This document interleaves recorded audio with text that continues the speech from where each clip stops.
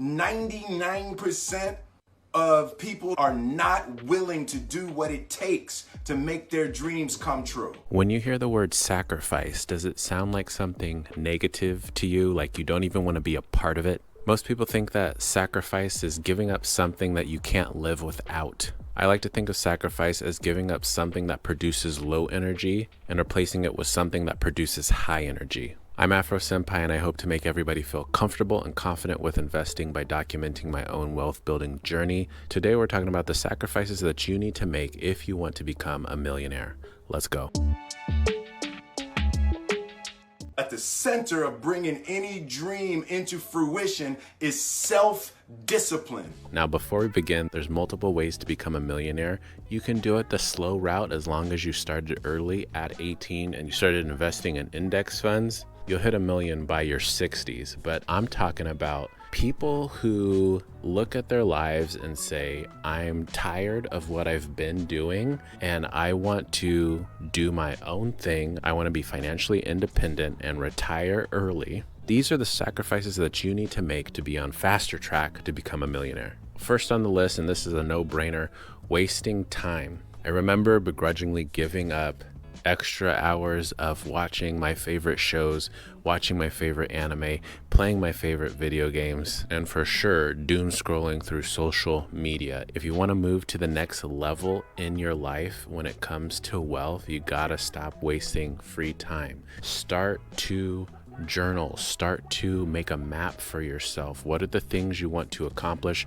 What are the milestones that you want to see in your wealth? Next, we gotta stop living paycheck to paycheck. You have to develop a budget for yourself. I have a template on Google Sheets. If you need that, let me know in the comments. When you have a budget, you're gonna be able to see every single month where you have extra pockets of cash. You're also gonna be able to recognize trends and realize, oh, I spend $30 every week on coffee. That's something I could free up. Oh, I have a subscription that I barely use. That's something that I could cancel.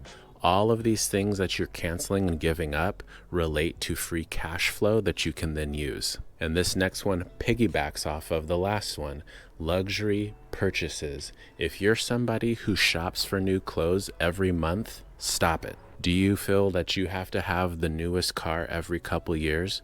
Stop it. Do you think you're MBGK HD and have to buy the newest tech? Stop it. All of this stuff you end up stop using and stop caring about could be going to things like paying off credit card debt. It's getting command of your mind to be able to choose actions that are in your own best interest. Next is comfort zone. And if you're an introvert like me, this one is the hardest one for you. We like to live in a cave and isolate ourselves, and all we need is Wi-Fi.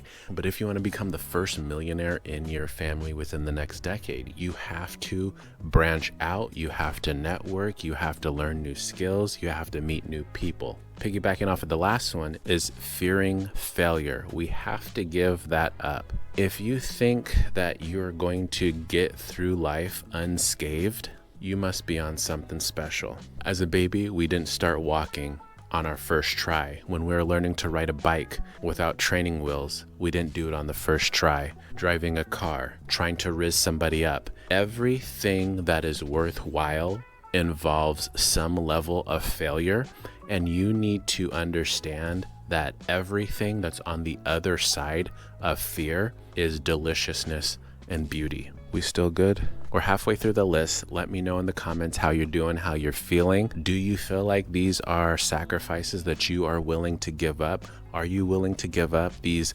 low-level energy practices for higher-level energy practices? Write to me. Every day, we are choosing shit that's not in our own best interest. Next, we got weekends off. This kind of goes along the lines of wasting time. Are you the type of person who on the weekend is just catching up on the shows that you missed throughout the week? That was the old you. But now if you're starting your wealth building journey, you're in plan mode, you're in journal mode, you're in writing mode, you're in manifesting mode. All of these things are going to replace your spare time. Next is impulse purchases. Do you stay up late at night as you're half falling asleep, and then an infomercial comes on and you're like, oh my gosh, I totally need that. Now, I'm not saying I haven't done that before, but I'm certainly not doing it now. Those impulse buys are what will get you every single time. Have that budget that we talked about in the beginning and stick to it. Here's another one for you. Traditional 9-to-5 mindset. Do you work your job and then go home and do nothing for yourself or for your future self or to elevate your family status in the future? This is especially difficult for teachers. I know a lot of my fellow teachers will take stuff home after they've clocked out so they can get some more work done. You got to give that up. You got to leave work at work. What's that saying? If you don't work on your own dreams, somebody else will hire you to build theirs. You know what I'm talking about. Think you're 9-to-5 for the paycheck, but for the other 16 hours of the day, those are yours to build your empire. This next one might be difficult for a lot of you, but it's getting out of negative social circles.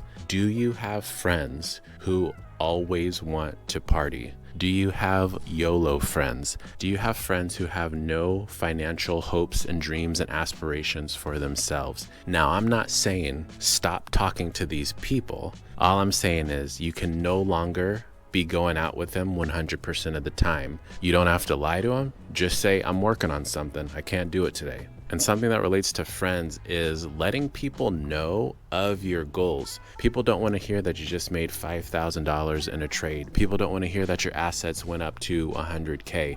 Keep that stuff to yourself, unless you have a circle of friends who are all about growing financially.